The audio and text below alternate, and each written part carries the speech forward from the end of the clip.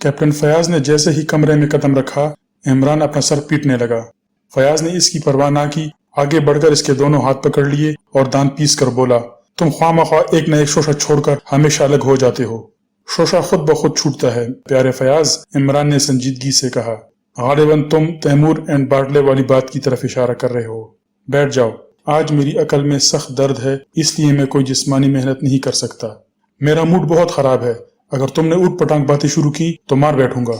मैं आजकल तलस्सम होशरबा की 8वीं जिल्द पढ़ रहा हूँ। बैठो बैठो, मैं तुम्हें चंद टुकड़े खिलाऊं और सुनाऊं। Imran, yes my dear super Fayaz, ये टुकड़ा बहुत गजब का है। आना हुद हुद का मरसा पोश का तरफ को है चकमान के, और यहाँ से 2 कलमा दास्तान वल्द साकी नामा मासिल बाकी नवीस। अरे बाप रे, फयाज ने उठकर इसका मुंह दबा दिया। तुम खामखा मुझसे ना उलझो वरना, फयाज बुड़बुड़ाया। वरना क्या होगा? इमरान ने अपने मुंह पर से इसका हाथ हटाते हुए कहा, मैं तुम्हें किसी मुसीबत में फंसा दूंगा। तुमने नीले परिंदों वाले मामले में एक बहुत बड़ा जाल किया था। क्या मतलब? तुमने होम सेक्रेटरी का जो सर्टिफिकेट दिखाया था वो जाली था। आज समझे हो ये बात, इमरान ने कहका लगाया। मगर प्यारे कप्तान साहब, तुम मेरा कुछ नहीं बिगाड़ सकते। चलो छोड़ो, मैं किसी से इसका तस्करा नहीं करूंगा। इस तरह तुम खुद अपने ऊपर एक एहसान अजीम करोगे, इमरान ने ऐसा से कहा। आखिर तुम तैमूर एंड बाटले के मुतालिक साफ साफ क्यों नहीं बताते? साफ साफ ये इस वक्त बता सकूंगा जब मुझे साफ साफ मालूम हो जाए। वैसे वो लोग कोई गैर कानूनी हरकत जरूर कर रहे हैं, नौयत ही बता दो। यहाँ से वो कलमा दास्तान हैरत निशान फयाज नच्छर सवार के बयान किए जाते हैं कि पहलवान जबरदस्त था। मार खाना इसका हाथ से इमरान साहिब करान आलीशान के, और रोना सर पीट पीट के हप। तुम गधे हो, फयाज जंजला गया। यही बात तुमने पहले कह दी होती तो इतना सर ना मारना पड़ता। परसों तैमूर एंड बाटले के शुरू में तुम भी थे। तुमने 2 या 3 मिनट तक वहाँ इरशाद की पोती राजिया से गुफ्तगू भी की थी। क्यों? क्या मैं गलत कह रहा हूँ? राजिया तुम्हारी बहन सुरैया की दोस्त है। हाँ, तो फिर तुम्हें इसका एतराफ है कि वो तुम्हें वहाँ मिली थी? कतई है, इमरान ने कहा और जेब में च्युइंगम का पैकेट तलाश करने लगा। तब फिर तुम्हें मेरे चंद सवालात का जवाब देना पड़ेगा। सवालात लिख कर लाओ, पर्चा 2.5 घंटे से कम ना होना चाहिए। साथ में 5 सवाल जरूरी हों। फारिग खती, अरे क्या कहते हैं इसे, खुशकिस्मती, अरे नहीं क्या कहते हैं, खुशखती के नंबर अलग। जब तुम इससे मिले थे तो इसका वेंटी बैग इसके हाथ में था या नहीं? नहीं, वेंटी बैग तो नहीं था, अलबत्ता इसने अपने गले में मुतअद्दिद झोलियां लटका रखी थी। इमरान, मैं तुमसे संजीदगी इख्तियार करने की इस्तदा करूंगा। क्या फायदा? इमरान सर हिलाकर बोला। अगर मैं संजीदा हो गया तो तुम कमरे के बाहर नजर आओगे, या फिर इस काबिल ना रह सकोगे कि नजर आ सको। मेरे सवाल का जवाब दो, फयाज दांत पीस कर बोला। ओहो, इमरान ने तशवीश अमेज लहजे में कहा। इस किस्म की बेहतियातियों की बिना पर दांत कमजोर हो जाते हैं। आंखों के सामने नीली पीली चिंगारियां उठती हैं, सर चकराता है और अकल काम नहीं करती कि किस दवाखाने से रजू किया जाए ताकि ईमान धर्म से कह देने पर आधी कीमत वापस मिल जाए। अच्छा तुम भुगतोगे? फयाज उठकर दरवाजे की तरफ बढ़ता हुआ बोला। भुगतने ही के डर से मैंने अभी तक शादी नहीं की। इसके वेंटी बैग में साम था। फयाज ने दरवाजे में रुककर इमरान की तरफ मुड़ते हुए कहा। बड़ी कम हिम्मत लड़की मालूम होती है, इमरान ने लापरवाही से कहा। अगर मैं लड़की होता तो मेरी वेंटी बैग से कम एक हाथी जरूर बरामद होता। इमरान, मैं तुम्हें ऑफिस में तलब करके तुम्हें इन सवालात के जवाब पर मजबूर करूंगा। जब तक तुम मुझे पूरी बात नहीं बताओगे मुझसे कुछ भी नहीं मालूम कर सकोगे।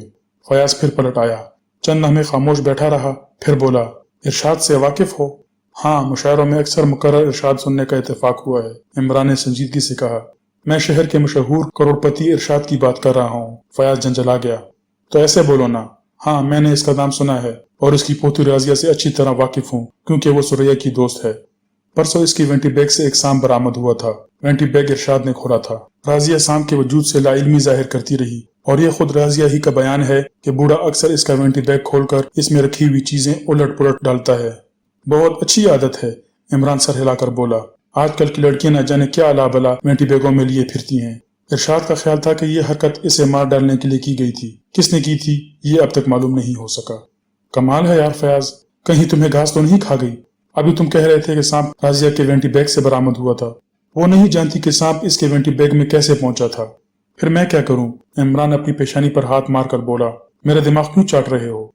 वो तैमूर एंड बाटले के शोरूम में शाम देखने गई थी, लेकिन तुम वहां मौजूद थे। तुम्हारा वहां क्या काम था? मैं वहां जक मारने गया था। तुमसे मतलब? तुम अभी पूरे हालात से आगाह नहीं हो, फयाज ने बुरा सा मुंह बनाकर कहा, वरना इस तरह ना चहकते। तो चहकना बंद कर दो मेरा, इमरान लापरवाही से बोला।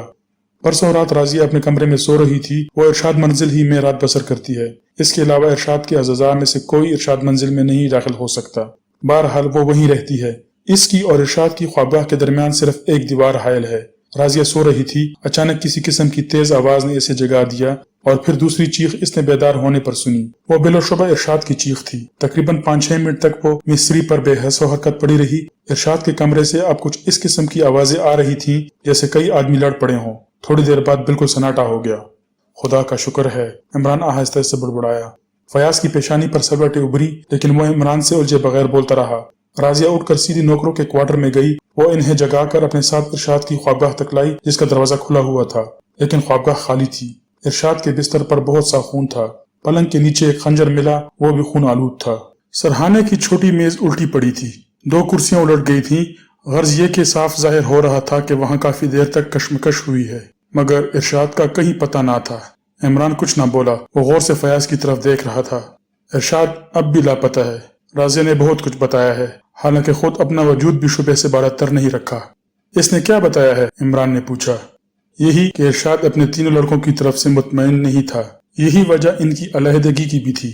राजिया के अलावा और कोई इरशाद मंजिल में नहीं जा सकता था। इस लड़की पर इसे बहुत एतमाद था। हाँ, इसका बयान यही है। तुम्हारा क्या ख्याल है? मैं अभी तक कोई राय कायम नहीं कर सका। जिस दिन तुम राय कायम करने के काबिल हुए, इस दिन तुम्हारी बीवी बालिग हो जाएगी। इमरान, मैं तुमसे पूछता हूँ कि तुम वहां क्या कर रहे थे? कहाँ my dear Fayaz? Taimur and बाटले के शोरूम में। इमरान एक बैक संजीदा हो गया। चंद लम्हे फयाज को घूरता रहा, फिर बोला, तुम मुझ पर किसी बात का शुबा कर रहे हो? मैं फिलहाल तुम पर किसी किस्म का शुबा नहीं कर रहा। सिर्फ ये पूछना चाहता हूँ कि तुम वहां क्या कर रहे थे? वहां करीब करीब 150 आदमी थे, इमरान ने संजीदगी से कहा। मैं इनसे मशवरा करने के बाद तुम्हारे इस सवाल का जवाब दूंगा। फयाज को फिर गुस्सा आ गया। इसने गुर्रा कर कहा, तुम समझते हो शायद मैं इस केस में तुम्हारी मदद चाहता हूँ? नहीं, मैं अच्छी तरह जानता हूँ कि तुम दूसरों का वक्त बर्बाद करने के स्पेशलिस्ट हो। तुम जक मार रहे हो, फयाज कुर्सी से उठता हुआ बोला। राजिया के वैनिटी बैग से बरामद होने वाले साम की वजह से मैंने तुमसे मिलना मुनासिब समझा, क्योंकि तुमने एक बार तैमूर एंड बाटले वालों की गैर कानूनी हरकत का तस्करा किया था। राजिया कहती है कि शोरूम में जाने से पहले साम वैनिटी बैग में नहीं था। कहती होगी, मत बोर करो, जाओ अपना काम देखो। मैं आजकल बहुत मशगूल हूँ। इस वक्त मेरे पास तलाक के 12 केसेस हैं। हर केस में कम से कम 1000 मिलने की तवक्का है। तैमूर एंड बाटले का जनरल मैनेजर तैमूर अपने शानदार मकान के शानदार स्टडी में बैठा अपनी फर्म के 2 शिकारियों से हम कलाम था। तैमूर दरअसल इस फर्म का हिस्सेदार था। दूसरा हिस्सेदार बाटले था, जो अंग्रेज था और ज्यादातर समंदर पार ही रहकर बैरून तिजारत की देखभाल करता था। तैमूर एक दराजकद और कवि हैकल आदमी था। उम्र 50 के लगभग रही होगी। चेहरा अब भी पुरकशिश था। तुम दोनों, वो शिकारियों से कह रहा था, बाज़ औक़ात बहुत आगे बढ़ जाते हो। मैं इसे पसंद नहीं करता। शिकारियों में से एक, जो जवानुल उम्र और मजबूत हाथ पैर वाला था, बोला, आगे बढ़े बगैर अगर काम चल सके तो इसकी जरूरत ही क्या है? नहीं, अब तुम अपनी मर्जी से कोई काम नहीं करोगे। तैमूर के लहजे में सख्ती थी। आप अपना लहजा दुरुस्त कीजिए मिस्टर तैमूर, जवानुल उम्र शिकारी ने कहा। क्या? तैमूर इस तरह चौंका जैसे इसके सर पर बम फटा हो। चंद लम्हे इसके चेहरे पर हैरत के आसार नजर आते रहे, फिर वो एक बैग सुरख हो गया। तुम मुझसे इस अंदाज में गुफ्तगू की जुर्रत कर रहे हो? वो गुर्राया। हाँ मिस्टर तैमूर, जवानुल उम्र शिकारी मुस्कुरा कर बोला, मैं बहुत बाहौसला आदमी हूँ और मैं जिंदगी भर इस कमतर हैसियत में नहीं रहूंगा। हो सकता है 10-5 साल बाद फर्म का नाम ही बदल जाए। लोग इसे तारिक तैमूर एंड बाटले के नाम से याद करने लगे। पहले तो सिर्फ बाटले की फर्म थी। मिस्टर तैमूर इसके मामूली मुलाजिम थे। फिर एक दिन अचानक वो फर्म के हिस्सेदार हो गए। मैं तारिक आज एक मामूली शिकारी हूँ, हो सकता है कल। शट अप, तैमूर हलक के बर चीखा। मुझ पर इसका कोई असर नहीं हुआ मिस्टर तैमूर, तारिक बसतूर मुस्कुराता हुआ बोला। तारिक, बेतुकी बातें मत करो, इसके साथी शिकारी ने दबी जुबान से कहा। तुम खामोश रहो नासिर, तारिक ने इससे कहा। मैं तुम्हें इसी वक्त अपनी मुलाजमत से बरतरफ कर रहा हूँ और अब मैं तुम्हारी शक्ल नहीं देखना चाहता, तैमूर ने सख्त लहजे में कहा। मिस्टर तैमूर, जल्दबाजी अच्छी नहीं होती, तारिक ने अपने गटीले बाजुओं पर हाथ फेरते हुए कहा। अंजाम पर गौर कर लीजिएगा। तैमूर इसे फिर घूरने लगा। इससे क्या मतलब है तुम्हारा? इसने पूछा। X539, तारिक आहिस्ता से बोला, लेकिन वो बराह रास्त तैमूर की आंखों में देख रहा था। इसकी आंखों में अजीब किस्म की वहशियाना चमक थी। दफतन तैमूर का चेहरा तारीक हो गया और दूसरे शिकारी नासिर ने भी ये तब्दीली महसूस कर ली। बस मिस्टर तैमूर, आज हमारी गुफ्तगू खत्म हो गई, तारिक उठता हुआ बोला। आओ नासिर। नासिर चुपचाप उठ गया और वो दोनों तैमूर की स्टडी से बाहर आ गए। पोर्च में एक मोटरसाइकिल खड़ी थी। तारिक ने इसकी सीट पर बैठकर इसे स्टार्ट किया।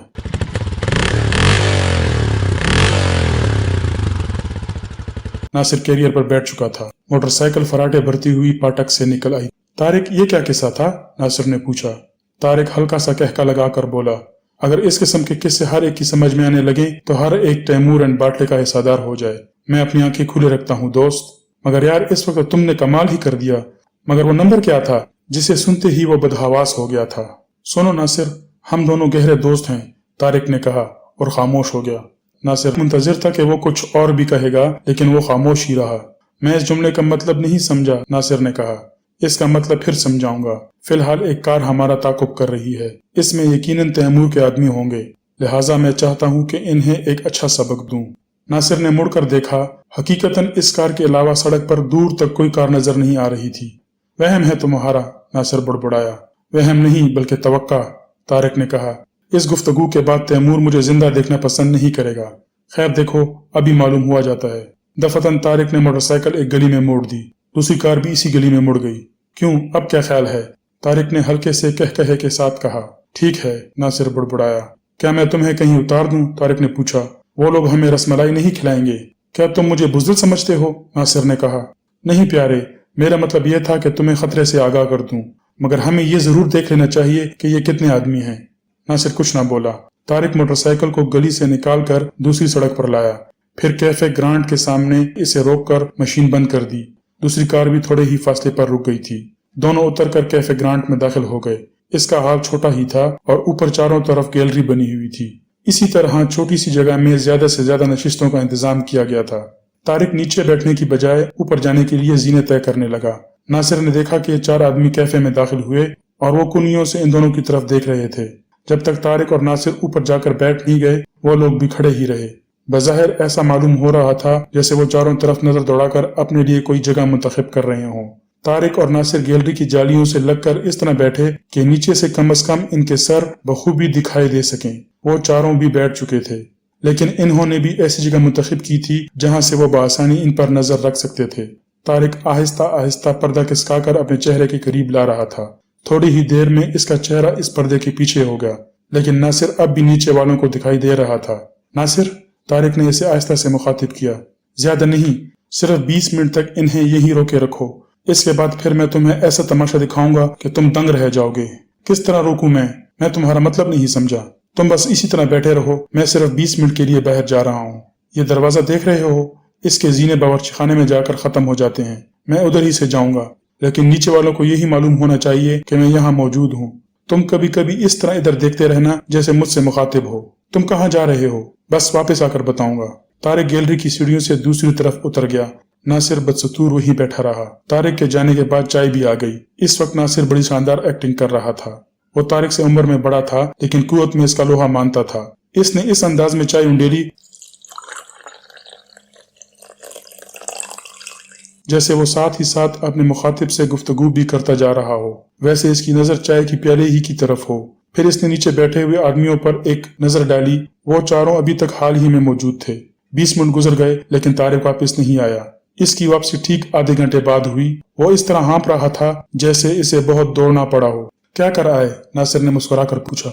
बस अभी देख लेना, और अब उठो। वो जीने तय करके नीचे हाल में आए, लेकिन इनके अंदाज से यही जाहिर हो रहा था जैसे वो ताकुब करने वालों से लाइलम हो। बाहर आकर तारिक ने फिर मोटरसाइकिल संभाली। नासिर कैरियर पर बैठ गया और मोटरसाइकिल चल पड़ी। तकरीबन 15-20 मिनट तक वो मुख्तलिफ सड़कों पर दौड़ती रही। फिर तारिक ने नासिर से कहा, जरा घड़ी तो देखो, क्या वक्त हुआ है? 6:30, नासिर ने जवाब दिया। कार अब भी हमारे ताकुब में है। आखिर इसका मकसद क्या है? नासिर ने पूछा। इन्हें मालूम है कि आजकल शिकार हो रहा है और हम यहाँ से सीधे कैंप की तरफ जाएंगे। जाहिर है कि इसके लिए हमें एक सुनसान सड़क से गुजरना होगा। मेरे खुदा, नासिर गड़बड़ा कर बोला, तो इसका मतलब यह है कि वो हमें मार डालने की फिक्र में है। यकीनन, तारिक ने कहका लगाया, वरना हम 2 खूबसूरत तितलियां तो नहीं कि वो हमारे घरों का पता लगाने के लिए हमारा ताकुब कर रहे हैं। और हम कैंप ही की तरफ जाएंगे? नासिर ने सवाल किया। यकीनन हम वहीं जाएंगे और इसी सड़क से गुजरेंगे जिससे रोजाना गुजरते हैं। तब तुम पागल हो गए हो। परवाह मत करो, सिर्फ 3 मिनट बाद तुम भी पागल हो जाओगे। यकीन ना आए तो घड़ी की तरफ देखते रहो और तुम्हारे पागल हो जाने की खबर सुनकर तैमूर पागल कुत्तों की तरह भौंकने लगेगा। नासिर कुछ ना बोला।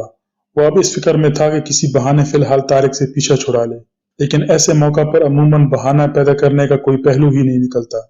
नासिर का जहन इसी में उलझ कर रह गया। मोटरसाइकिल की रफ्तार बतदरीज तेज होती जा रही थी और अब वो कैंप ही की तरफ जाने वाली सड़क पर मुड़ चुकी थी। नासिर का दिल धड़कने लगा। इसने मुड़कर देखा, कार भी इसी सड़क पर मुड़ी थी, लेकिन सड़क का यह हिस्सा सुनसान नहीं था क्योंकि अभी शहरी आबादी का सिलसिला खत्म नहीं हुआ था। तारिक, सचमुच? नासिर हलकलाया, लेकिन इसे अपनी हलकलाहट जारी रखने का मौका ना मिल सका क्योंकि दफतन एक बुलंद आवाज के धमाके ने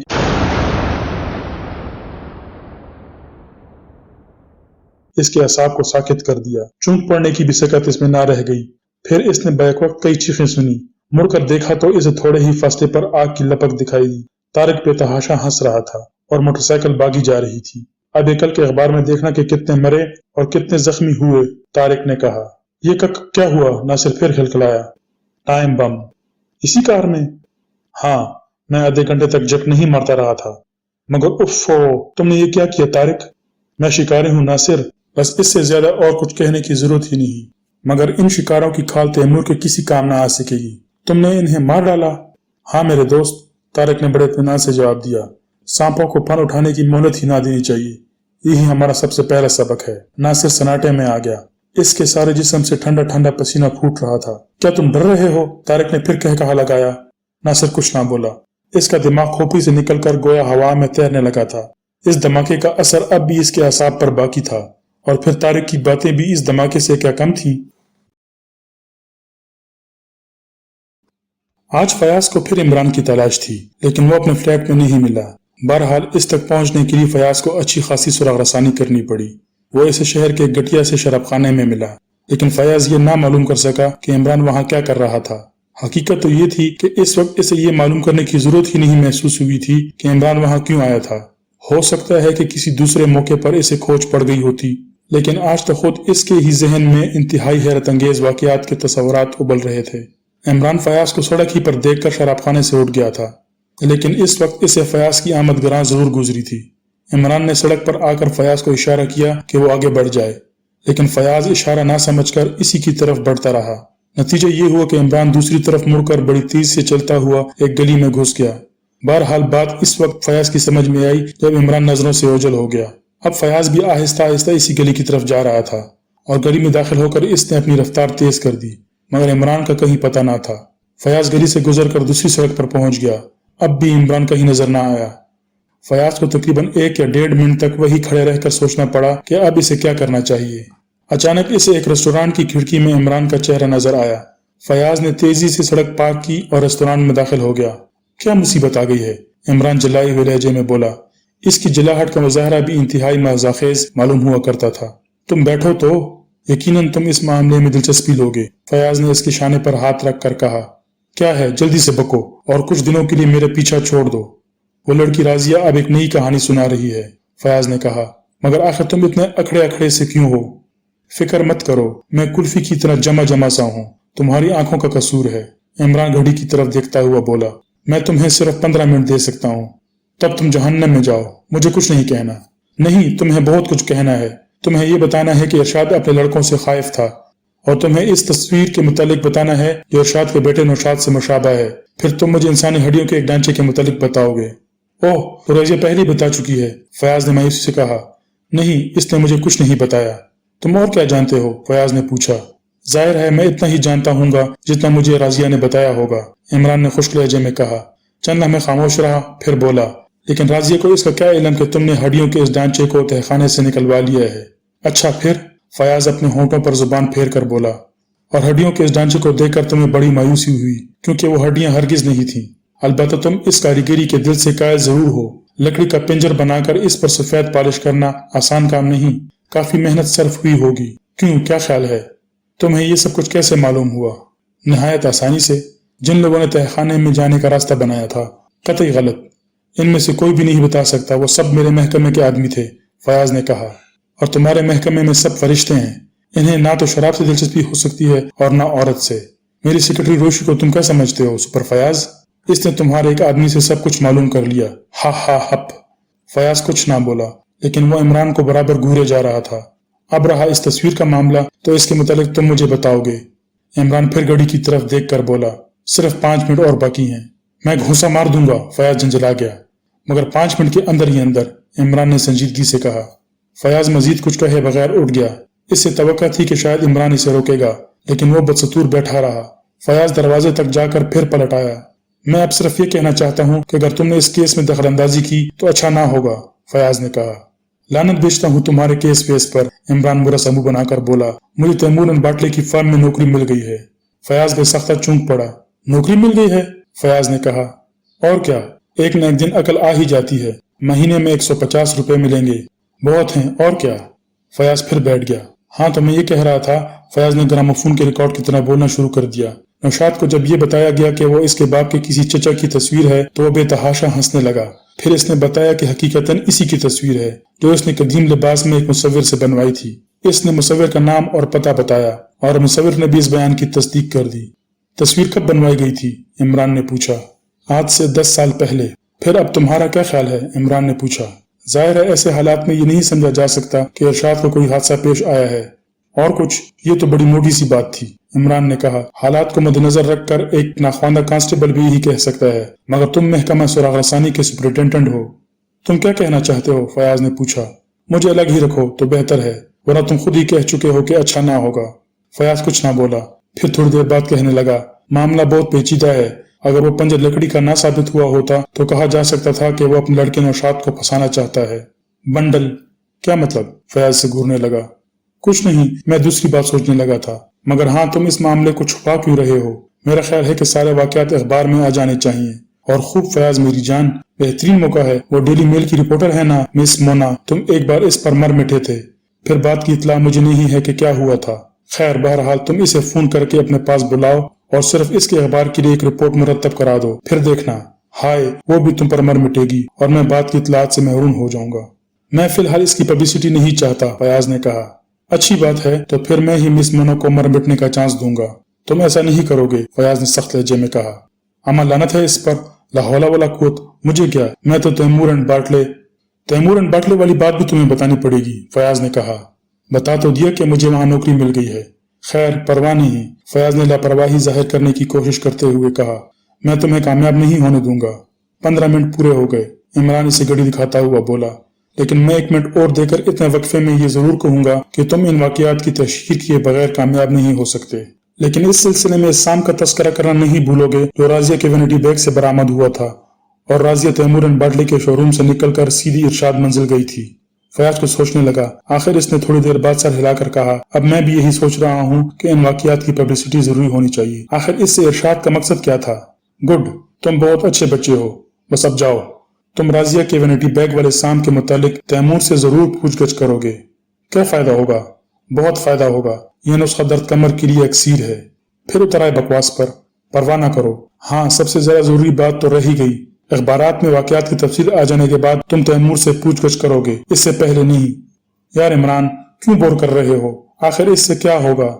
ڈیلیوری آسانی سے ہو جائے گی، خدا سمجھے تم سے۔ اور ہاں، تیمور اینڈ باٹلے کے آفس میں مجھ سے ملنے کی کوشش کبھی نہ کرنا، سمجھے؟ بس اب جاؤ، میں ڈیوٹی پر جا رہا ہوں۔ لنچ کا وقفہ ختم ہونے میں صرف 10 منٹ باقی رہ گئے ہیں۔ فیاض کے اٹھنے سے قبل ہی عمران اٹھ کر باہر نکل گیا۔